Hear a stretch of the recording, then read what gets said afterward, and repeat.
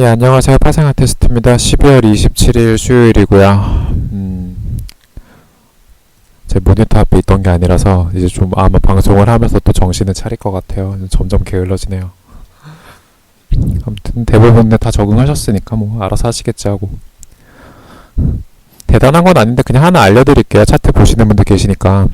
59.88에 그 선 하나 잡혔잖아요. 이번에 아침부터 해가지고. 네, 잡혔다고 그냥 이쯤에서 마음 편히 매도를 내릴 상황은 아니에요. 이게 좀 추세가 중요하거든요. 비추세 상황에서, 그러니까 거의 그 이평선 중심이 되는 밴드선이 누워있다가 갑자기 급등 오버슈팅이라 그러죠. 너무 급등 후에 맞고 떨어지는 그림이면 여기서 마음 편히 고점 매도가 돼요. 근데 전체적인 그림을 한번 볼게요. 전체적인 그림을 보면 그냥 타고 올라온 거란 말이에요. 그러면은 떨어져봤자 먹을 자리가 그렇게 크진 않아요. 그러니까 여기 같은 경우는 59.88에서 라인이 잡혔다고 하더라도 매도를 치더라도 공격적으로 이쯤에서 와 고점 매도야 슛 때려야겠어 이런 느낌은 아니라는 거죠. 그러니까 급등 후에 만약에 라인 잡힐 때는 조금 조심하실 필요가 있고요. 근데 급등이 아닌데 비추세인데 갑자기 라인이 잡혔다 이럴 때는 매수 매도해서 하셔도 별로 상관은 없고요. 그렇게 보시면 되고요. 이것도 거의 다 아실 텐데 조금 보충 설명해 드릴게요. 아까 글도 썼었는데 위에 지금 신규로 저항 라인이 60분에서 없어요. 이럴 때는 함부로 매도 때리면 절대 안 되거든요. 뭐 계속 선이 생겼는데 계속 넘지 못하고 맞고 떨어지고 하다 보면은 추세 각이 줄면서 파동이 줄어들게 돼 약하게 조정이 되면서 맞고 떨어질 수는 있겠지만 나름 추세라는 거 진행 방향은 무시할 수 없는 거니까요. 그래서 좀 그렇게 참고하시면 될 것 같아요. 그래서 함부로 지금 매도를 때릴 상황은 아니고요. 60달러가 심리적 고점인 건 맞지만 여기서 막 넘어간다. 그냥 오히려 지금 추가적으로 더 말도 안 되게 60달러 위로 넘어갈 수도 있다고 가정을 해야지. 웬만하면은 위에서 60달러는 사람들 다 팔 거야. 이쯤에 매도 세력이 있어. 매물대가 여기 걸렸어. 그냥 마음 편히 매도를 때리면 위험하다는 거죠. 오히려 좀 더 저점 잡힐 때 저점 매수적인 측면으로 좀 가면 좋을 것 같습니다. 추세 틀어지기 전까지는요. 지금 카페에도 올려놨지만 58.3940 여기 39죠. 여기가 라인 어떻게 보면 중간선이고 선하고 만나는 자리거든요. 그러면 최대 여기까지 눌릴 수도 있겠다는 거죠. 근데 아마 여기까지 눌리기 전에 어느 정도에서 59든 중간에서 타협보고 다시 올리는 그림이 나와야 되지 않을까. 이론상으로는 그래요. 그래서 지금은 조금 보수적으로 보다가 혹시나 눌림으로 그러니까 라인이 신규로 바닥을 잡아주고 다시 올리는 그림 나오면 그 그림이 좀 더 이쁠 거라는 거죠. 계속 꾸역꾸역 올라가잖아요. 올라가고 그래서 아직 이미 다 나온 거긴 하지만 상승 추세가 좀 세기 때문에 웬만하면은 고점 매도 전략보다는 고점 매도를 만약에 칠 거면 정말 빠르게 손절값도 명확하게 딱딱 끊어야 될 거고 저점 매수는 약간 좀 느긋한 마음으로 혹시나 자리가 온다면 따라가 봐도 될 것 같습니다. 오일은 그냥 그렇게 보고 있고요. 완전히 추세. 그리고 이제 S&P는 비추세인데 비추세 점점 옆으로 눕고 있어요. 이거 종목 자체가. 나스닥은 완전히 꺾였고 S&P는 수렴이기 때문에 수렴일 때는 웬만하면은 진입을 안 하는 게 좋다고 저는 생각을 하거든요. 수렴을 한다는 건 어딘가 확장을 할 텐데 확장할 때 미리 예고를 하고 튀지 않잖아요. 위로 튀든 아래로 튀든 봉을 하나 크게 내미는 경우가 많죠. 아래로 만약에 음봉을 내리면 손절값이 애매해져 버리기 때문에 위로도 그렇고요. 슈팅에 나오면 만약에 포지션대로 가면 상관이 없는데요. 만약에 반대 포지션이라면 그거에 대한 손실도 감당을 해야 되기 때문에 손익비나 리스크가 아마 안 맞겠죠. 나스닥은 거의 추세 하락으로 돌아섰어요. 지금 180분 차트 카페에 올려놓은 것도 보면은 이게 선이 이렇게 가다가 누웠거든요. 눕는다는 얘기는 올라가면 오히려 고점 매도 아니면 지금 여기 자리가 하락세가 아니라고 하면은 비추세로 바뀌었다는 거죠. 상승세가 완전히 꺾였어요. 얘는 그러니까. 하락이 이미 시작이 됐고요. 각이 그렇게 좋지는 않지만 어쨌든 계속 맞고 떨어지고 그 이런 흐름이 유지되고 있기 때문에 함부로 저점 매수, 고점 매도를 한다면 단타로는 할 수 있겠지만 추세로 이거 내려올 때마다 담아야 되라고 하기에는 조금 리스크가 있지 않을까. 그래서 나스닥하고 S&P 중에서 그나마 강한 종목을 찾으면은 하방 쪽으로 나스닥이 약간 강하고요. S&P는 아직 생각이 없는 것 같아요. 그리고 N 같은 경우는 이게 지금 여기를 넘었으면 추세 하락으로 넘어갈 수 있었겠지만 어쨌든 계속 맞고 떨어지고 이런 흐름이네요. 얘 같은 경우도 큰 그림으로 보면 하락이에요. 요렇죠? 너무 대충 긋나?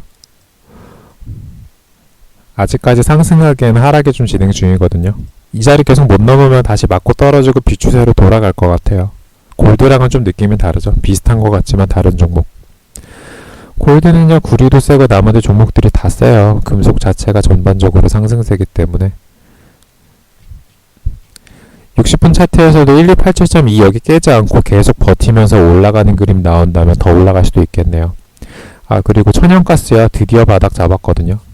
저번까지는 조금 애매한 그림이었었는데 2.625가 깨지기 전까지는 이 저점 2.611까지 갈 것도 없고요. 2.625 깨지기 전까지는 이게 아마 진 바닥이지 않을까. 그냥 제 생각, 이건 정말 제 생각이에요. 바닥을 찍을 만큼 찍었거든요. 그래서 여기 좀 어느 정도 갇혔어요. 여기서 받쳐주는 세력들이 좀 있는 것 같아요. 2.6 위에서는. 그래서 2.6 가까운 자리라면 한 번쯤 도전해 보도 되지 않을까. 그리고 이건 좀 개인적인 얘기긴 한데 왠지 올라갈 것 같긴 한데 기간이 어떻게 될지 몰라서 저 같은 경우는 그냥 옵션 샀던 거는 천연가스 옵션은 손절을 치고요. 천연가스 선물 아까 밑에서 하나 담아놨어요.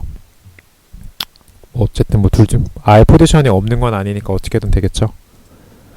기간이라는 걸 모르는 거니까 좀 당장 급등해주길 원했었는데 안 올라가네요. 바로 지금 중간 가격을 넘어서고 있죠. 2.7, 정확히 말하면 2.7이 아니라 2.72, 2.725 정도가 심리적 중심선이었는데 여기를 벗어났기 때문에 2.8을 향해서 갈 거고, 만약에 2.85까지 돌파하는 흐름 나온다면 최종 목표가는 3.2라는 거 알고 계시면 될 것 같습니다. 밀 같은 경우는 추세가 지금 완전 비추세로 돌아섰거나 하락세로 돌아섰고요. 힘이 없어요. 콘 같은 경우는 아직까지 상승세기는 한데 오늘 만약에 주저앉는다면은 저점 매수 전략으로 다시 가보거나 아니면 여기 자리가 안 깨지고 만약에 위로 봉 하나 더 세워서 슈팅이 나온다면 추가적인 상승 또 이어갈 수 있고요. 60분으로 봤을 때는 몇이더라? 대충 한 351? 안 깨지면은 손절 걸고 짧게 진입 가능해 보이고요. 만약에 깨지더라도 추세가 하락은 아니에요. 큰 그림으로 봤을 때 상승이었거든요. 그동안. 이게 추세 상승인 거지 하락은 절대 아닌 거라는 거죠. 위에 심지어 저항대도 없어요. 이런 그림이라는 거죠. 근데 이게 여기까지 요 정도쯤에서 눌림이 마무리가 될지 에라 모르겠다. 3, 4, 9까지 눌렸다 다시 올라갈지 모르겠지만 아직까지는 추세 상승 유지되고 있네요. 분명히 같은 것 같지만 달라요. 밀은 지금 추세가 이미 사라졌고 콘 같은 경우는 유지가 되고 있고 캐나다 달러도 고점 접히기 전까지는 어디까지 슈팅 나올지 모르기 때문에 그대로 가야 되고 호주 달러도 마찬가지고 새로 신규 라인 잡히기 전까지는 함부로 고점 매도하면 안 되는 상황이고요. AOC 같은 경우는 추세가 완전히 꺾였어요. 이게 거의 2평이 누워가고 있었거든요. 약간 마우스 따라 보시면 한 이렇게 올라가다가 점점 눕다가 맞고 떨어지는 그냥 그런 그림. 180분으로도 라인선이 한번 잡혔었어요. AOC 같은 경우는 13437 정도인가? 한 요 정도? 잠깐만. 요 정도? 맞아요. 여기 마우스 있는 라인 정도의 저항이 잡혀 있어요. 여기를 넘지 못했기 때문에 저도 제대로 활용을 못했는데 만약에 180분 라인 차트 정확하게 활용을 했으면 13435나 13437 정도에서 고점 매도를 마음 편히 때릴 수 있었을 것 같아요. 근데 저도 문제가 뭐냐면 종목을 너무 여러 가지 보다 보니까 이거 하루 종일 모니터 안 보고 있으면 다 못 보겠더라고요. A50은 꺾였는데 항생은 안 꺾였어요. 종목이 똑같은 중국인데 달라요. A50은 추세가 하방으로 꺾이고 오히려 다시 올라오면 고점 매도 때릴 수도 있고요.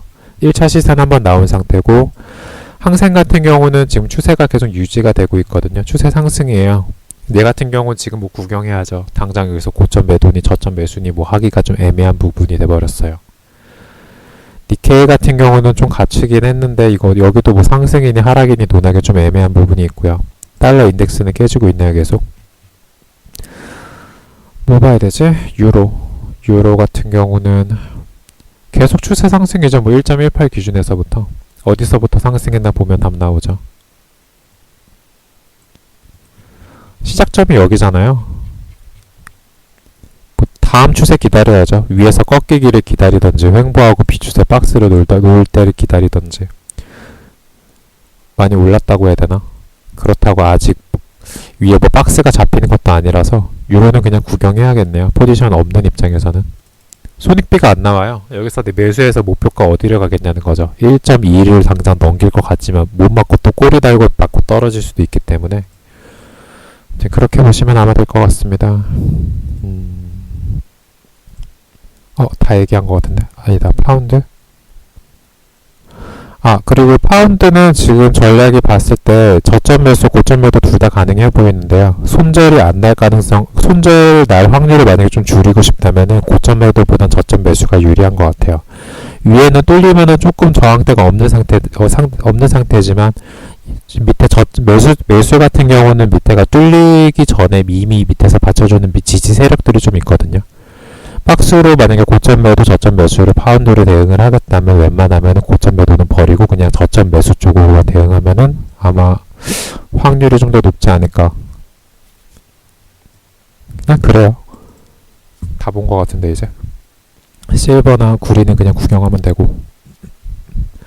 혹시나 궁금한 거 있으신가요? 어제 녹화하고 올리지도 않았네 지금 보니까.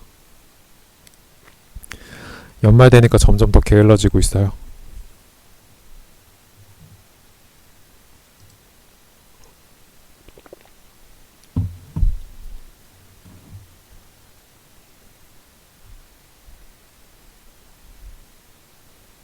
없으시네요. 혹시나 못 들은 부분 중에서 정말 궁금한 게 있으시면은 유튜브에다 오늘은 까먹지 않고 올려드릴게요. 그거 보고 하시면 될 것 같고요. 그리고 오늘 대응은 웬만하면은 오늘 데이 트레이딩 기준으로도 좀 저점 매수 쪽으로 가거나 매도는 웬만하면 조심하시면 될 것 같아요. 아직 상승 추세 남아 있고요. 체결 강도 지표도 계속 빨간색으로 돌고 있는데 여기서 굳이 영매매 할 필요 없잖아요. 위에 다 저항이 있고 만약에 여기도 새로운 라인이 있고 라인이 있으면은 그러면 또 모르겠는데 지금 60분에서 지금 그냥 한 가닥 선도 안 잡힌 상황이기 때문에 웬만하면 데이 트레이딩으로 물리더라도 손절을 치더라도 매수를 쳐서 물리는 게 나을 것 같아요.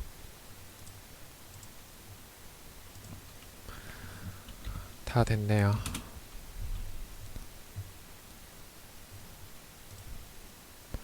그러면 여기까지만 녹화하고 종료하겠습니다. 그리고 잠깐만, 내일 목요일.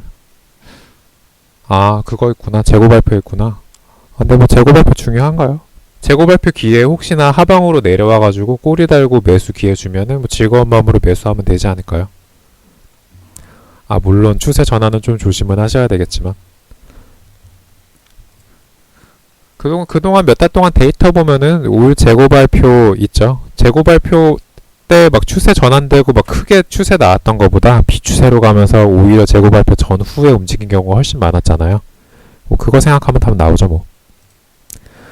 그래서 혹시나 그래서 밑에 만약에 뭐 하방으로 겁주고 나서 꼬리 달고 막 60분에서 바닥 잡히고 체결 강도 지표 돌고 이런 기회가 있는데 만약에 매도가 아니라 매수 포지션에 살 기회가 왔다 이러면 뭐 그냥 감사합니다 하고 사면은 나쁘지 않을 것 같아요. 그럼 방송 여기까지만 하고 일단 종료하겠습니다. 음악 틀던 거 마저 틀어드릴게요. 성토하시고요. 저는 갈게요.